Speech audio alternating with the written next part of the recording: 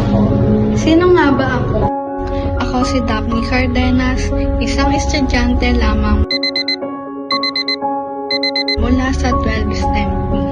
Bilang isang estudyante, ako'y patuloy na nag-aaral upang makamit ang aking mga pangarap at magkaroon ng magandang kinabukasan.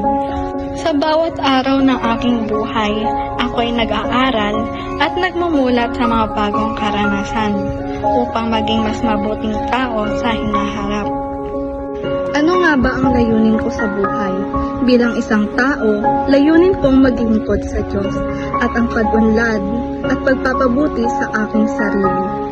Bilang isang estudyante, layunin ko ang pagkatuto ng mga bagong kaalaman, kasanayan, at pagpapabuti ng aking akademikong tagumpay. Bilang isang anak, layunin kong masuklian ang aking mga pamilya, magbigay galang sa aking mga magulang at sumuporta sa kanila.